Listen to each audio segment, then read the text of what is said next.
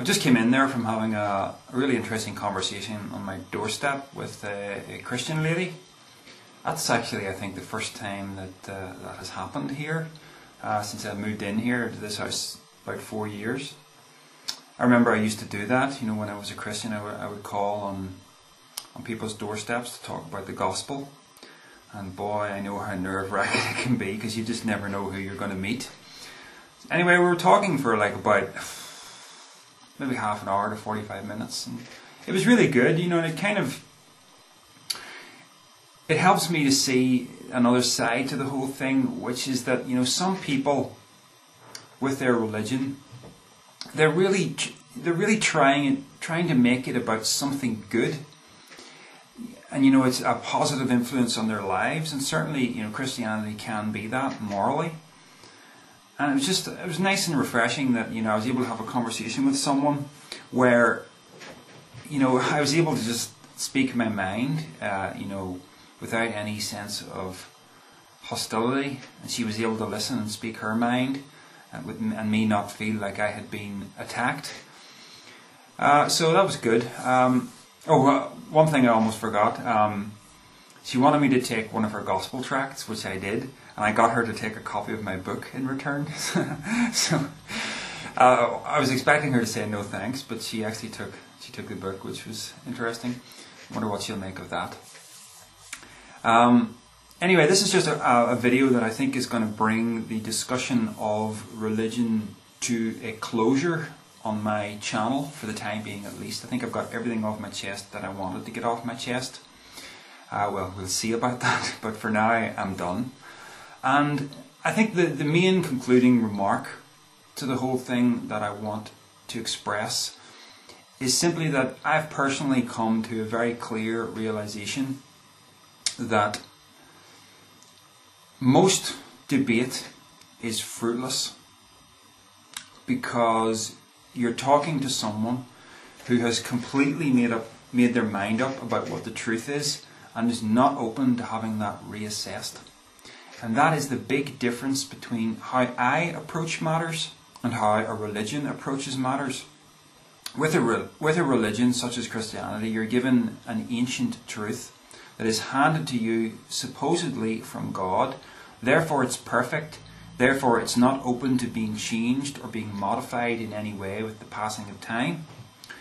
And, you know, any new information that casts a different light on that original information is seen as a threat, and is seen as something to be put down and to be destroyed as heresy. Whereas my approach is totally different. I'm always looking for new information that challenges me. Now, I do have a belief system, of course. I believe that we're all one consciousness. I believe that the universe is essentially holographic in nature, and that physicality is not the prime state of reality. I have a number of beliefs. All of it is open to change. You know, the moment I start saying to people, this is what you must believe, that's the moment where you need to switch off. I will not go there. I don't have absolute knowledge. I don't claim to have it. What I claim to have is simply what I think is the best way that I can put the jigsaw of life together in a way that makes coherent sense. And realistically, it's bound to change at least a little bit with the passing of time. Yeah, I would say 2 years down the line, I'm going to be looking at my book Reality Check, and, you know, looking at certain things I asserted and thinking, wish I didn't say it in quite that way, because that's not exactly what I believe right now. You know, that's bound to happen. Of course it is. But it doesn't mean that we should all, you know, shut our mouths and never speak about the things that we think are true, because, you know, we're never going to have ultimate truth. You'd have to know everything to know something absolutely, because there would always be the danger of something you don't know having an influence on something you think you do know. Okay, I'm getting very deep and philosophical here. This thing about not being able to debate with religious people, it's really hit home to me in this way, because I've noticed an awful lot of indulgence in self-deceit, one form of self-deceit or another, in the responses that I get. And to be honest, some of them have been shocking. I mean, even when I was a Christian, I never indulged in that amount of self-deceit. I'm not going to give examples because, if I give examples, that's just opening the floodgates of debate again. And what's the point? Because religious people are not listening. It has really made me realise that anybody can find a way to defend anything.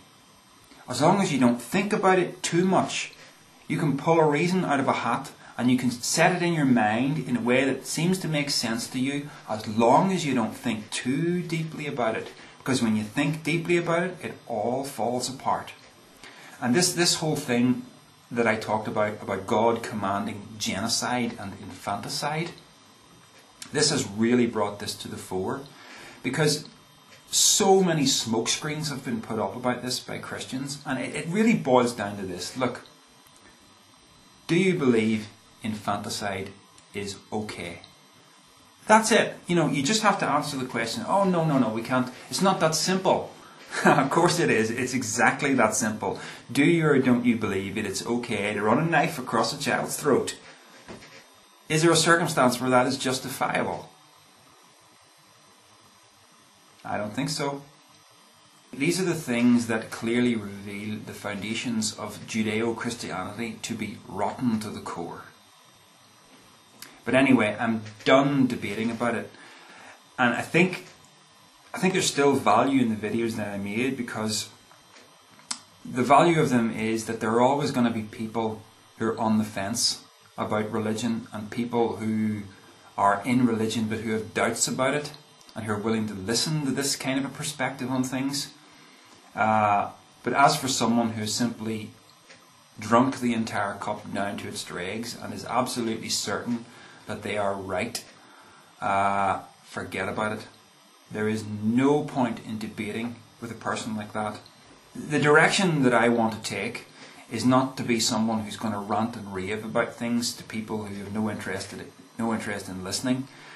I just want to take the stance of an educator on these matters and simply present a perspective. And, the essence of mind control is essentially this: information control. The more information we have, the better equipped we are to make a good, rational decision about something. So the Christians can have their say, and I'll also have my say, and people are free to choose as they see fit. One of my subscribers wrote to me recently and told me about a family member who appeared to be very much brainwashed by religion. And this person was asking me, how do I reach them? And the answer is, I don't think you really can. I think a person has to come out of religion of their own free will. I think the best thing that you can do is simply present whatever information you know and allow them to make a choice about the matter. And if they're completely irrational about it, there's just nothing you can do about that. People will believe what they want to believe, and the only thing you can do is state your case and walk away. If you badger a person about something, you're really no better than the religious nutjobs who are constantly on other people's backs. I've had one or two on my back for 1.5 years now, and it's clear to them that, they simply cannot give me the freedom to pursue what I want to pursue and to make my own mind up about things. It just will never do unless I come to believe what they want me to believe. I think it's very sad when a long-standing friendship turns into that. I'm just glad that, the upsets that happened in my life when I abandoned Christianity, they happened to a few of my friendships, but other friendships remained completely stable. I still have Christian friends, and I'm not a Christian, and I'm completely opposed to their belief system. And yet I give them the freedom to pursue it, as they give me the freedom to pursue mine, and the friendship is completely undamaged. But there's just other people who are so far gone that they just can't let it go. And the only thing you can do is just to let them get on with it.